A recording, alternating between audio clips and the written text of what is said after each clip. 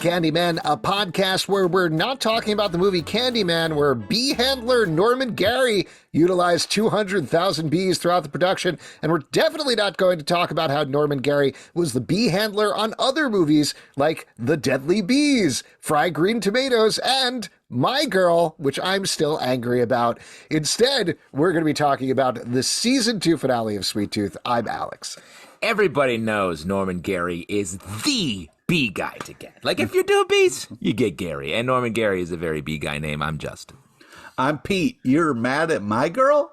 My Girl? The movie where Macaulay Culkin, spoilers, was stung to death by bees? Yeah. Very upsetting. Oh. Isn't that a prequel to Candyman? Yeah. Wasn't he ended up being the Candyman? Yeah, Macaulay Big Culkin spoiler. eventually was played by Tony Todd, and it's really messed up. Wow. Anyway, we're not talking about that. I already said we're not talking we're about not that. talking about these things. Instead, we are going to be talking about the season 2 finale, episode 8 of Sweet Tooth, man. The Ballad of the Last Men, and our final candy. We're going to be wrapping up Syrup Cup 2023 here with a true tribute to the show. We are going to be chugging straight maple syrup from the can. This is not a joke for anybody who's listening to the audio podcast. We legitimately have maple syrup here. We're going to drink maple syrup just like Gus does. I assume it's maple syrup and not birch syrup, though I guess he hasn't specified necessarily. Birch syrup. Get out of here with that. What are you? I got that Not once. making a Whole Foods? I'm sorry. Yeah. Are we syrup men or are we candy men? What the F are we doing here? We can fight about this later and the sugar content And we of syrup. We definitely will, because I have strong thoughts about maple syrup. But why don't we talk about the I episode? got my syrup tasting cup. Oh, I love it. The official syrup cup. Oh, this is very nice. What do you need a cup for? To drink It's the a syrup cup. Chug What it from the container, you Yeah, fucking yeah. Oh, I'm gonna take Hold a on, funnel. hold on. Comment with the language. Before we get into it, spoilers obviously for the episode, but let's give a broad overview here. All the animal children, Aimee, who is dying of the sick, Jepp and Bear are all together at Gus's old cabin where he used to live with Papa, and they know that Abbott is coming, and so they're prepping for him Home Alone style to get ready for the whole Last Man army to go there. Lots of big stuff, of course, goes down in this episode, not least of which is that Abbott kills Johnny over the course of the episode when Johnny says he wants to leave. Very rough. Bear tries to get the animal kids to safety thanks to the folks who lived on the other end of the gondola, the Andersons, I believe. Mr. Anderson from The Matrix. Mr. Anderson. Yeah. Nope. I would have fun surprised to see them. Whoa, They were Hugo nice. Weaving is here. I can't believe it. Anyway, they take them to safety, but Wendy jumps off. That's where we get a big revelation that Wendy... Well, not they get a big revelation, but Wendy finds out that Bear is her sister. They eventually bond by the end of that. Aimee ends up dying, not because of anything that Abbott does, but because just from the sick. Gus gets shot in the back with an arrow, and Abbott dies. He gets trampled by, I wanted to say buffalo, but it's bison. Bison. Yeah, bison. As we knew it was going to bison burger. happen, when we first met the character. We said this back in the podcast. We're like, that's a guy who's going to get trampled by bison. He's vulnerable. I believe we said he's vulnerable to bison. It's his kryptonite. Turns out it's his kryptonite. And that makes a ton of sense. It's also, weirdly, this is weird, my kryptonite. Oh. Not me, though. I'm impervious to bison. Anyway, the last two things that we should Plus probably mention 5 here. against bison. Alex. Lots of stuff going down with Birdie, both Singh, who we only get to check in with a little bit, though we find out by the end his destiny is still very much entwined with Gus, and Gus start to have visions of Birdie up in Alaska. They figure out that's where she is, and by the end of the episode, Wendy, Bear, Jepp, and Gus are all going to travel to Alaska, so presumably that's where he'd be heading into season 3. Singh is also going to head there and check that out. And we get one last little stinger here of Zhang. Mrs. Zhang is chopping up some meat. They have Singh's tapes, so they know where he's going as well, and they're going to track him down. She feeds what is probably some beast kids in cages, and it's a very scary way to end the season. I thought maybe it was just beasts. You know what I mean? I don't know if there was kids as well. You know, just No, well, I mean, I guess this is a little spoiler for the book, but if I remember correctly, it is some bestial children she is keeping in the cage. So hybrid kids. Yes, exactly. That are more beast now than man. Yeah. So that all said, before we get into it, good to take an overview here, not just of this episode, but of the season. How'd you feel about it as a whole, and how did you feel about it as compared to season 1? Justin, do you want to go first? Sure. I thought this was a great season. Like, the season 1 started small and sort of expanded out, and this sort of did the opposite. It started wide. There were a lot of characters that were went to the wind sort of at the end of the last season, and we slowly brought them together and focused back up, had a huge confrontation, and then gave them the journey forward into what we can only assume is season 3. Yeah. Pete, what about you? What was your take on this? I love this season. I thought it was really a lot of fun. This is the season of Bobby for sure. I mean, you got a lot of glorious Bobby here, so it's hard not to. Probably a full 40 to 50 seconds of Bobby all across the board. Worth every pound second for pound. of it. Pound for pound, pretty strong. One of the greatest. Yeah, I mean, Shawshank Bobby, come on. Greatest TV moment of the decade. I already called that, and yeah, you did. You still holds true. But wow. I did. A week later, 3 days later, you're saying that call is still sticking by it, man. Still sticking by it. I did miss Will Forte. I know his character died, and we only got like a little bit of him. But man, such a great dad, and so that was the only thing that I missed from the first season. But other than that, I thought it was a touching way to kind of end it all. Some real emotional moments overall. Just really well done. I really like the season as well. I thought it built very nicely across it. Like I talked about a couple of episodes back, I think it took me a little while to get into the different pacing here. I feel like versus the first season, which felt very episodic to me, this was much more serialized. This was much more paced for the binge. I don't think that's necessarily a bad thing. I think it's just a different pacing for the season, which led to the first couple of episodes really taking its time, sitting in the situation, sitting with the characters, and things ramped up exponentially in these last couple of episodes.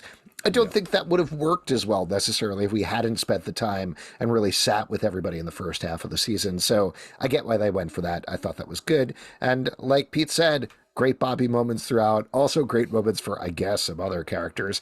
And the only thing that worries me now is as we have our main characters are heading off to Alaska, does that mean no Bobby in season 3? If so, I'm done with this show.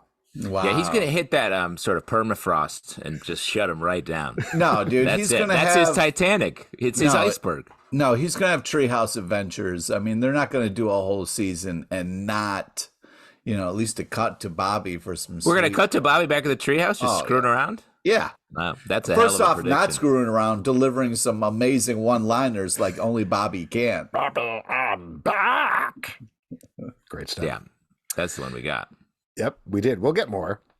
We'll get more. Oh, that actually reminds me. This is something that I didn't know back when we were talking about, but Maya Monkey in the show. Oh, right.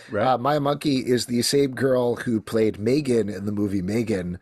So if you go to Netflix's socials, of course, they had her in the Maya Monkey costume doing the Megan dance on set. So wow. Genius. Wow, what that blows what my a mind year a for little. her. Yeah, that's kind of freaking me out. Oh, I'm really sorry, man. Why is it freaking you out? Yeah, why is it freaking you out? Pete's frozen. Pete is terrified. He's freaked out. Because it's scarier monkey, because before I would just see the monkey, but now I'm like, there's an evil robot underneath that monkey. Oh, underneath. You think it's Megan playing the role of Maya Monkey? Yeah, that's what you. That's what I'm picturing. So you're picturing the Megan face, and then she puts on a monkey face over exactly. Yeah, because Pete, just to be clear for everyone, Pete believes movies, but TV shows are fake. Movies are all real. TV's fake. Movies are documentaries. Yeah. Interesting. Why don't we jump into this fictional narrative? I'm not quite sure where we landed on. Good. And talk about all the stuff that went down here. I mean, we can kind of just walk through it and I think talk about some moments. Progressing, yeah. I mean, first off, this opening model, I love the... Oh, yeah. What a different tone. Kind of an interesting way to start the last app. I thought it was very cool. And it had that classic voiceover kind of, but the model really kind of shook things up. I was like, where are we? What is this? What is going on? Well, I like the model for two reasons. Maybe I'm reading a lot into this, but it hit on two themes of the show that I really like. One, it's like the cute little plans that we all make, and then in reality, it's messy. So like the Abbott and his crew built this beautiful, pristine model about their utopia, and they didn't get anywhere close to achieving it. They got like, the they didn't even get off the ground. And that was it. Yeah. Yeah. So that idea, and that's what this season is about, is all the plans that everyone had just got disrupted by all sorts of things. And ironically, making plans to go to Alaska at the end of the season is sort of like, we're going to make a whole nother model here that is going to go in unpredictable ways. And the second theme I like to hear is that it's like kids' toys, these are like, let's make a model. It's cute, it's small, but there's so much more going on underneath. The reality of it is it's wildly complex, and there's nothing cute about this. The story that we're telling here, it's hugely emotional, even though it's dealing with kids who are just trying to live their lives. Well, let's move into the next thing that happens, which is Singh goes into the room that Ronnie was being held in, that is filled with these deadly psychotropic, whatever you call it, flowers. Yeah. My impression of that is Singh has decided to die, right? Like he's going to go in that room and he's going to kill himself. He's going to give himself the sick. He's immediately going to die. Instead, he has this vision of this cave, which Gus later on has, and sees Birdie there. So they're essentially seeing the same place, presumably the place they need to head to in Alaska. And ultimately that gives him a new mission that he is heading off on at the end of the episode. What do you take away from this whole sequence, this whole thing that's happening with Singh here? I feel like the idea that he would, because the flowers don't kill you. How has he not tested this? Because I agree, it was sort of shot like he was in there like, well, I'm done. I'm going to sniff these flowers that grow everywhere, but I somehow have never tested them. All he do is test shit all day long. He didn't look at the flowers that show up with the corpses? Come on, dude. So, because I was like, that would be sort of a wilder interpretation when if he was just like, I'm stressed, I'm going to go in this florist shop and trip balls for a little bit. It's fine. It's a good way to chill. It's a good way to chill. And ultimately, he's hot, especially when there's a war going on outside. You can just go into a flower room and just trip balls. Well, I also, to that point, though, I thought that was a neat little bit of, I don't know, it's not blocking or staging, but just sort of geography of the scene to explain, okay, here's why Singh isn't dead. He is there while everybody else is fighting and killing each other outside.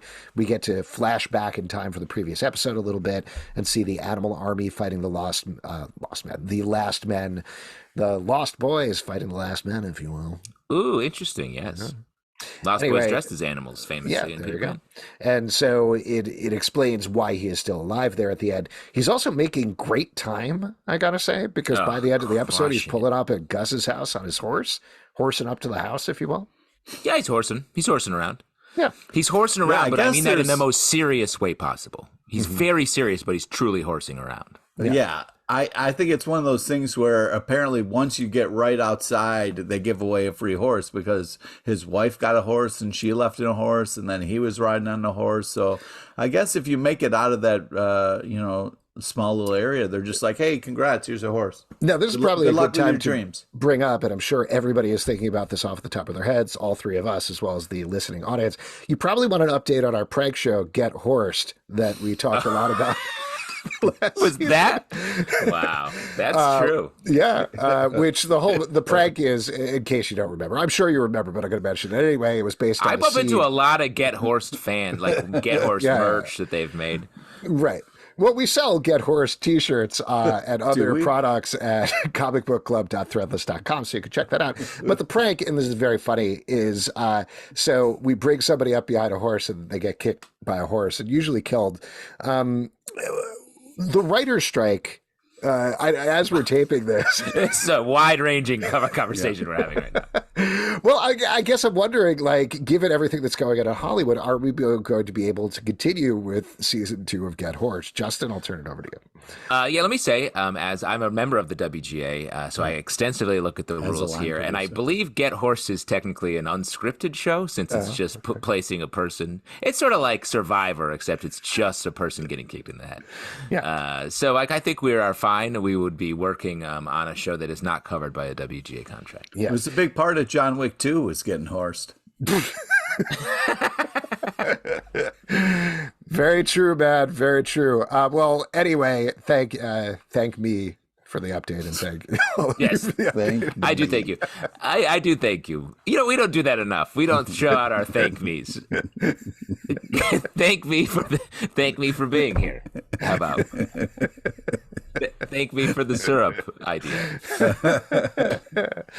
Nobody's thanking you for the syrup idea. I did more seriously want to ask, though, about Ronnie, because we get a quick shot of her here, as Pete mentioned, also riding on a horse. Does she play into a potential season 3 at all, or are we done with her at this point? I would say she's a good candidate to go on the journey to Alaska. I think she could encounter the kids and be with them, and that's a whole thing. It would be nice to see her again for sure. But yeah, I mean, I want to get to the brother stuff. I was really moved by this. Okay, we can jump over to that and talk about the Abbott stuff. So we do get this whole plot line, like we mentioned, of Johnny. He's been feeling very conflicted, both with the animal children and with Ronnie. He let Ronnie and Singh go. He confesses that to Abbott towards the end of the episode. And Abbott doesn't let him go. Instead, Abbott and Johnny, basically, he takes him with him, forces him to go with him. Yeah, but there's this moment where, though, the kind of like first in charge badass lady is like, hey, Johnny, let's go. And he kind of runs upstairs. He gets his guitar, he gets his backpack, and he's about to head out. And he's just so close to freedom. And I was so excited for this character to just kind of run away and have his own life. And then his brother's like, hey, come on, man, let's get in the helicopter. And it's just like, oh, no. Yeah, it was a bad. Well, and to be fair, what I liked about this is we get Johnny sings the boxer, the Simon Garfunkel song. Oh, my God. We had the same. It was great. It was a beautiful version. Yeah. And we had the idea that earlier on we learned that they wanted to sort of be in Simon and Garfunkel. Which the third and fourth members. Yeah. Yeah. But no, they wanted to be Simon and Garfunkel. And that's why I thought it was really cool that they actually, their story ended the same way that Simon and Garfunkel's did, with Simon drilling Garfunkel in the back of the head with a Before that was a really beautiful parallel. Let's back up. That's why you see Paul Simons. He's still on tour. He's making music. Garfunkel, gone. Prove me wrong. Before we get shot, the part where he's singing in the helicopter, and we have this montage of getting ready for the Home Alone kind of fight. I just thought was just so well done. I mean, I get real nervous when it's like, oh God, we're going to get a song in the middle of this TV show that I like. But man, I was super moved by it. Johnny kills it. It's just such a beautiful moment. You could see why his brother really, likes that. And it was like, do it one time, like when we were little, and you can kind of see the power of the song. And it was just really just such a cool moment to kind of turn into a montage.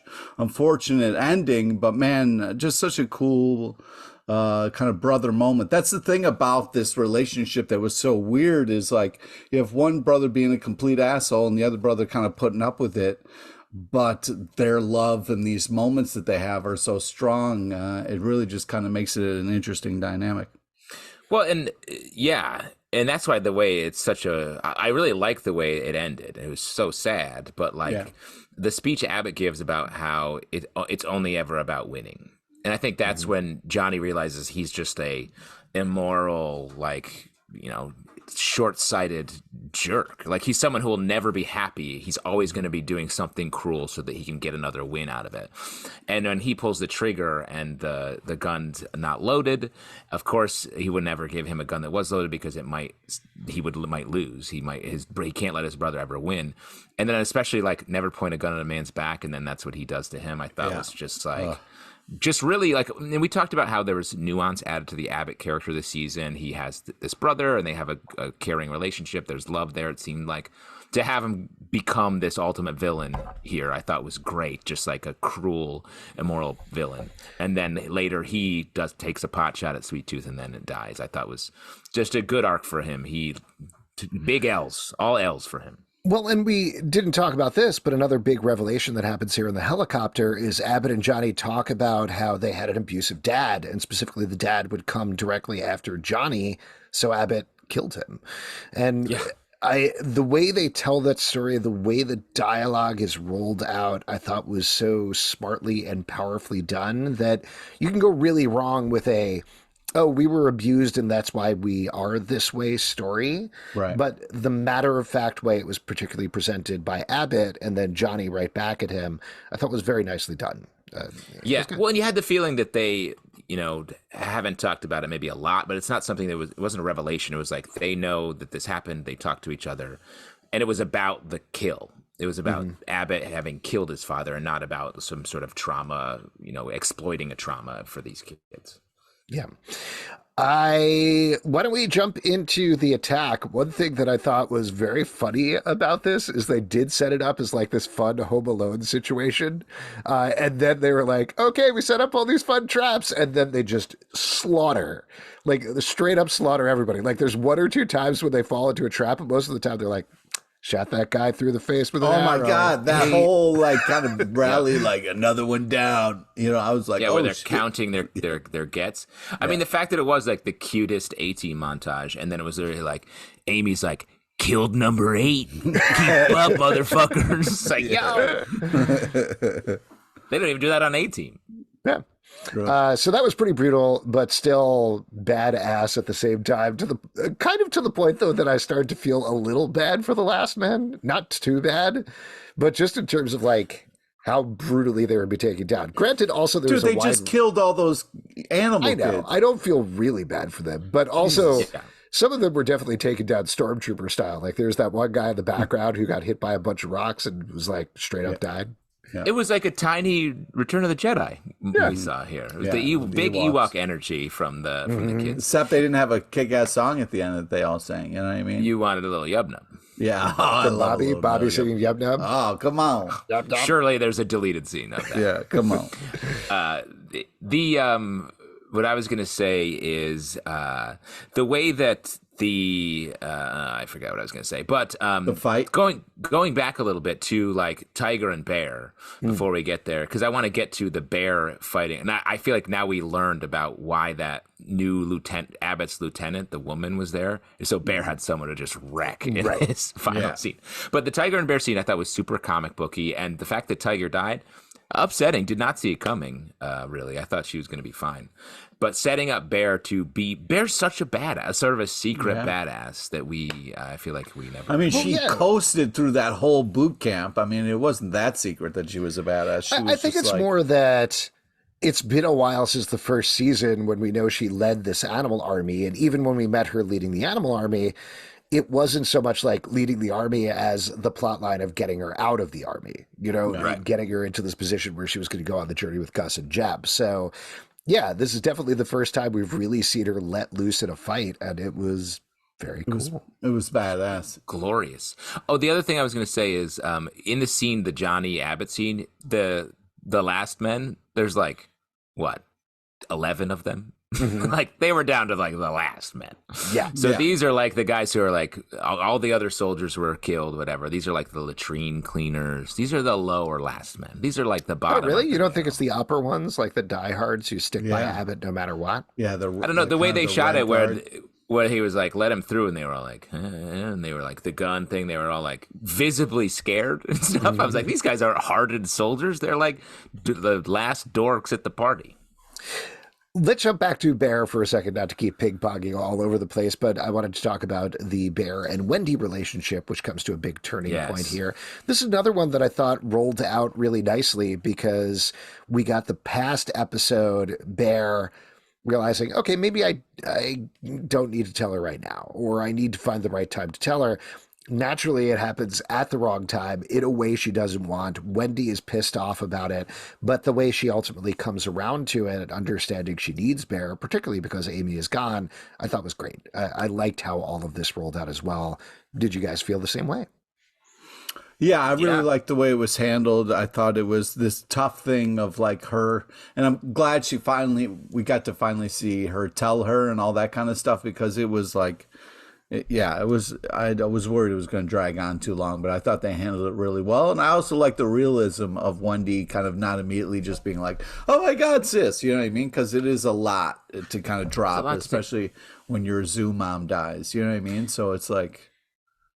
Plus, it's nice to have, I guess that's why it's nice to have a secret in your necklace, because it takes the edge off. You don't have to have a big talk. It's just like, here's the necklace.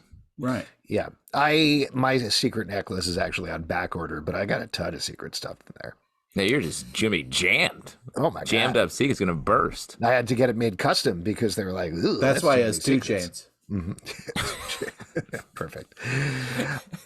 A couple of other things that I'd throw out there just because I'm looking at this in my notes, but the fight between Amy and Abbott was pretty good as well. Yeah. And in particular, the way they staged that scene of she's breathing it in his face and then he realizes she has the sick. Yeah. Yeah. The way that played out was so tense and so engrossing. And then her just pulling out more of the sick that Gus just happened to have around and injecting with him, I thought was... Yeah, the double injection move was my badass. Those are big needles too. I bet Yeah, they that's hurt why I going was in. like, I don't know, like I don't think he needed the trampling of the bison, you know? I was like, I feel like he could have just, you know, like I don't know, I felt like after he shot... It's Chekhov's bison, man. If you introduce bison in the first act, they got to show up and trample the bad guy in the third act. 100%. You wanted to see both of Abbott's pinkies going? Get those Abbott pinkies popping? Yeah, no, I wanted the double pinks. Stop, please. I wanted the big man to like after, you know, he was shot after Sweet Tooth was shot, and Big Man's like, no, I wanted Big Man to kind of like crush him, like when doing those like head punches or something. What? Jesus, what? Crush his head? Yeah, crush his skull. You know what I mean, like a grape or something. You wanted the moment where Gus is shot and falling unconscious, and we're supposed to think, though we know he definitely isn't, that Gus is dead. To take a moment for Jepp to walk over to Abbott, and just absolutely slowly walk, right. Slowly walk, and the whole time you're just like seeing his face, like, get away from me! What are you doing? Wow. Yeah. I mean, the scene earlier when Jepp just like cartoonishly wrecks him, I was like, Jesus.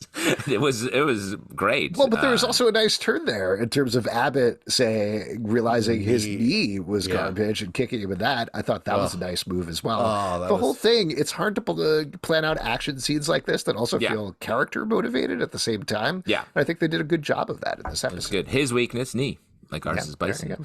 The other thing that I thought it was funny that he was in a mud puddle. There was that fight a couple episodes back where it was just there's a random mud puddle and then they fought in it. And then same thing here. There's this like there's something about mud. This show likes mud. It makes you angry.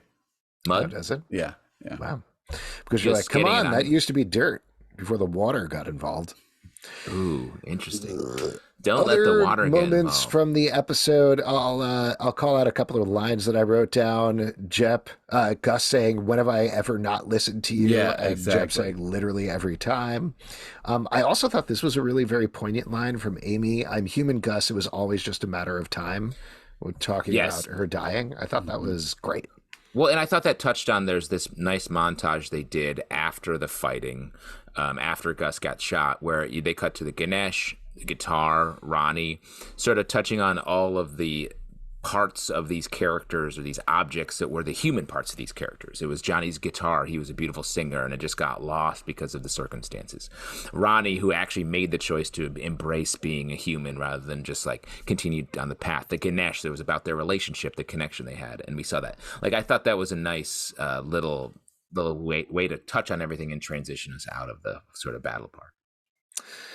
Good stuff.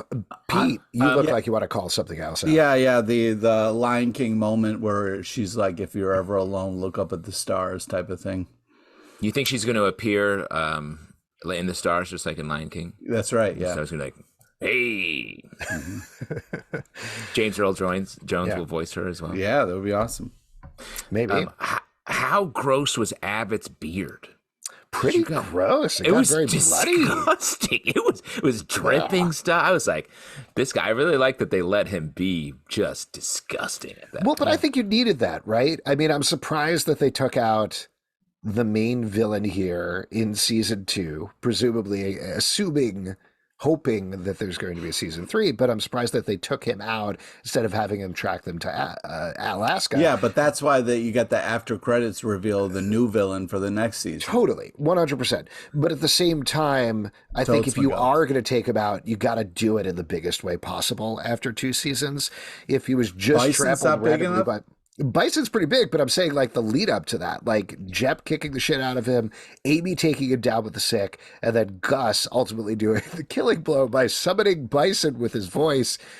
that involves all of the characters, or at least the characters that are important to that. Bear having much of a less of a relationship with Abbott. She was able to take down the lady in the big lady fight earlier on. Yes. Big lady. They always do that in action the movies. Holy shit! Like I have animal powers moment was a little crazy. Yeah. I also like the line at the end where it was like, "Are you ready, Sweet Tooth?" He's like, "I'm ready, big man." Yeah, got their nicknames in. A couple things about sort of the aftermath. I like the way they used Gus's book. It was written on the Alaska details. Singh shows up, sees the details. Like it all was a nice little package that doesn't always get doesn't always get to be that clean. I'm gonna also say that in the comics, I like that they were just all on board. Let's go to Alaska, and it didn't have to be a big back and forth. In the comics, I feel like there was 12 issues, an entire year of comics where Gus was like, "I want to go to Alaska," and Jepp was like, "No, we're not going to Alaska. It's very far away." And he was like, "Come on!" And then it was on and on and on. They were like, "Let's just all agree to go to Alaska," and that's a great way to plan any. Well, sort of in the family trip. comics, I think it's a kind of a more realistic thing because it's like you guys know this. Your kids ask you to go to Disneyland, like Go to Alaska. and then you're like, oh, finally they wear you down after years. So we get two visions here of Alaska, right? And this cave, one is Singh carrying a bloody Gus into the cave. The other one is Gus going into the cave and seeing Birdie almost frozen to death. Yeah. So what do you think we're supposed to take away from this? Are these factual visions, things that are actually happening or going to happen? Are they metaphors? They feel factual. I feel like once you show two different people having the same vision, it becomes sort of real for the show. Yeah, I felt like it was just a kind of a possible future that they were kind of teasing with. We'll have to see. Hoping, fingers crossed, for a season 3. My feeling on it is I think that's probably the last season. Like, I feel like the third season. I feel like that seems like they're heading towards an end game with the show. So I do hope they get it. Do you guys feel the same way? Yeah, I mean, once you go to Alaska, where else can you go? Northern exposure. Very north. Yeah, exactly. You've been there. Alaska. Why don't... And my life is over, essentially. Yes. One last thing. Zhang really knew, she really wanted that meat tiny. And that's how you know she's more of a detail-oriented villain than Abbott. So I think we got a real trouble brewing. Yeah, trouble brewing. This is definitely more badass of a villain, it feels like. Speaking of kind of using that voice, James Brolin narration, pretty good this time. I was good with this episode. I thought it was some nice sum-up stuff. You know what I would love? Brolin finishes strong. Do you think there's any possibility we see James Brolin before the series wraps up? Yes. It's like a talking tree. Yeah, it's sure. Alaskan gnome. Yeah, definitely. Oh, Santa Claus, perhaps? Oh, yeah. See, these are all great ideas. Yeah, this is great. Why don't we move to the Syrup Cup 2023? Actually, before we do that, we got to taste the last thing. We got some maple syrup here. Now, Gus chugs maple syrup in the show, so we all got our maple syrup. Here's the thing. All maple syrup is a little bit different. So, oh my gosh, Pete is just straight going for the maple syrup. Didn't even wait. Pete, what? Oh, wow. Woo-hoo! Hold on. I wanted to talk about which maple syrup we had first so people know. I got a Whole Foods Market organic dark maple syrup grade A. Yeah. Yeah. You want is that a flex? I also got grade A, yeah. Nice. Yeah, that's a good one. But see, I got dark color, robust taste. Yeah, I have a U.S. grade A dark amber pure maple syrup. I'm from way upstate New York. I have some relatives who make maple syrup, and I often have a big. Every time I go up there for the holidays, I come back with a giant jug of Tyler Tree Farm maple syrup. Ooh, little plug. Little plug. No wonder you wanted to do this. You asshole. I think you have to be in I get a very you've got specific kids. You got county. mouths to feed. Yeah, I get it. I'm not getting a taste of that syrup. It seems like you are. It seems like you are. But there's a lot of different types of maple syrup. There's light amber. There's your darker amber, which is what we have here. So This is just one little Yeah, taste and just of to it. clarify, and not to like talk down to anybody, but there's a big difference between syrup and maple syrup. Like I feel like people Yep. use them interchangeably, but one thing is just sugar, and the other one is maple sugar. So, Pete, you were very angry that we were asking you to drink maple syrup, but this is pretty close to candy. This is It's right there. you take the sap, you boil it down, it becomes syrup. You boil it down even more, and it becomes eventually, if you put it into a shape or something, it becomes maple candy. We also made maple syrup. We had and have maple trees around my house where I grew up, and so my dad got very enamored with tapping maple trees. Oh. So my entire life growing up, we always used to make our own maple syrup to the point where I was like, please, please stop making maple syrup, because literally everything we ate had maple syrup in it. Dude, because I we don't had know, I jars and complain. jars I don't know how you of complain about Zalbin that. Farms maple syrup. Look at this. Whoa! What is happening? Is That was there just, we really- didn't sell it or anything. That was just my dad giving it away. But he made it like a little All right, I label. was gonna say, Look at this. What are the odds of two podcasters coming together on a show, and then the big reveal is you both have family businesses in maple syrup? And what we should also reveal that Pete's original last name is Butterworth. So wait, Pete, you tried it first. What'd you think? What did you think about drinking straight maple syrup like this? I mean, it's not. I mean, let's be honest. It's not the first time I've done that. Oh, wow. Nor will it be the last. Yeah, I love maple syrup. I think it's delicious. It goes great with many breakfasts. Yeah, you can put that stuff on anything. It's fantastic. You know, I talked a lot about how like I don't eat a lot of sweets. I don't eat candy. I love maple syrup. There we This go. stuff is just liquid gold. I'd put it on almost anything. I don't eat enough of it. I don't drink enough of it. I mean, I've straight up dipped fries, cheeseburgers, like all sorts of things. Put maple syrup. Like a on. whole cheeseburger and like a vat of maple syrup. Yeah, just dip it in there. Take it out with tongs, put it directly in your mouth. I love maple syrup too. I don't know if I'd regularly drink it, like taking a big swig of it, like Gus does. That was a lot. There was a lot of maple syrup at the same Yeah, time. but you But guys very both tasty. are like, Don't get ooh, me I don't wrong, it's eat delicious. full candy bars and stuff. So That's yeah, true. of course. Well, but let me say, there's none of the like pancake or French toast to get in the way, and you just get the pure maple flavor here. So I think having a little sipper on the side. Just a little pull. second sip Let was me just have better. a little pull on it. Second sip was better, I gotta say. Your tongue's ready for it. Yeah, I Yeah, think so. it's already coated. So And I love, I mean, when you get like the really good dark maple syrup and it's thick, it's not too watery. yeah, but sometimes a nice light, it's got its place as well. I like a light one as well. I always enjoy going to the IHOP and tasting all the flavors of syrup, but it's not the same thing. That's not the same thing because that's not 100% pure. Yeah, Exactly. I've definitely been to like some places that are like known for their homemade like maple syrup and like pancake houses and stuff. That you get a sample thing of the maple. Ooh, you can just eat that alone. It's so fun. Plus, you warm up the syrup a little bit before you put it on your breakfast treats. Yeah. That's nice too. Excellent.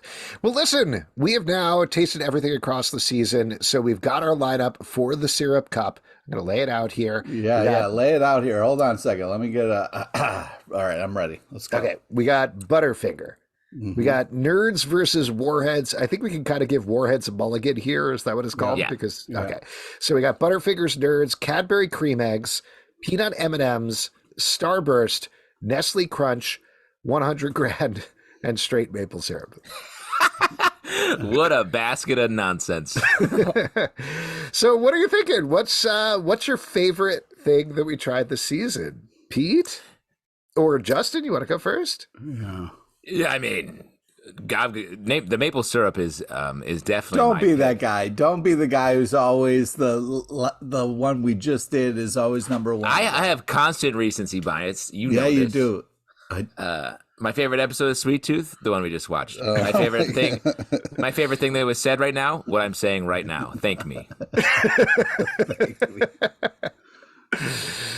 So are you actually choosing maple syrup? Is that your... I'm gonna choose maple syrup, but what the 100 grand would be like was also a fave. That's right up there for me. It's right at the bottom for me. That was just too much caramel. Sorry. You're such a pansy. No. Yeah. Caramel is almost maple syrup in a way, you know? I know, but it's different experiences. One is eating it in a candy bar with too much caramel. The other one is sipping maple syrup directly from the jug the way it was meant to be done. The way Sweet Tooth does it, our hero. So, of course, we do it his way. Man, this is tough. I'm trying to think back to what Butterfingers tasted like. What a sensation. I guess we'll have to eat them all again right now. Wow. Yeah. All right. So I'm going 100 grand is my top. Butterfingers number 2. Then Nerds. Then Cadbury Cream Egg. Oh, then the whole thing. Then M&Ms, then Starburst, then maple syrup. Because maple syrup is amazing. It goes great on a lot of things, but it's not a candy and has no business in this whole fucking category. Wow. This is very hard because I do really like Cadbury Cream Eggs and I do really like Butterfingers. But I gotta say, of the candies that we tried, the one that I am most likely to go back to, and in fact the one that I ate more of after we taped, was Starburst. That was the one that that's what I went to. You're different. See, we're all different. We've all changed. So I guess Pete and I are similar, I guess. Yeah, but I don't know. You know, this is it's the same also thing that happened delicious? last season. Rolos. Oh, Rolos. No, Pete, no. I know you're eating a Rolo right now. You can't We're sneak not in a Dark reviewing. Horse You candy. can't sneak other candies in here. That's not how it works. I'll tell you what, though, we do need to come up with a winner for the syrup cup, and this is the same thing that happened last season. We couldn't agree on what to choose, so I'll tell you what. Why don't we bring back showrunner Jim Mickle on the next episode? We'll talk to him about the show. We'll interview him about the whole season, and we'll make him choose which candy. I'm very and we curious can to eat hear what his Rolos while reaction we is. talk to him. Absolutely. That's the way everybody does it. Diane Sawyer always popping Rolos in the middle of her interviews. Frost Nixon, Rolo wrappers all over the floor when that was done. Yeah. So there you go. As cleverly hinted here, we are going to have one more episode with Jim Mickle, and we will make him choose a candy once again. So very excited to talk to him about the whole show. In the meantime, if you would like to support this podcast and all the podcasts we do, patreon.com/Comic Book Club. Also, we do a live show every Tuesday night at 7 p.m. to Facebook and YouTube. Come hang out. We would love to chat with you about Sweet Tooth. Yeah. Apple, Spotify, Stitcher, or the app of your choice to subscribe, listen, and follow the show at Comic Book Live on Twitter, Comic Book Club Live on TikTok and Instagram, comicbookclublive.com for this podcast and many more. Until next time, the Candymen can. Get horsed. I finished the whole bottle of maple syrup. Am I going to be okay? Oh, yeah, you will.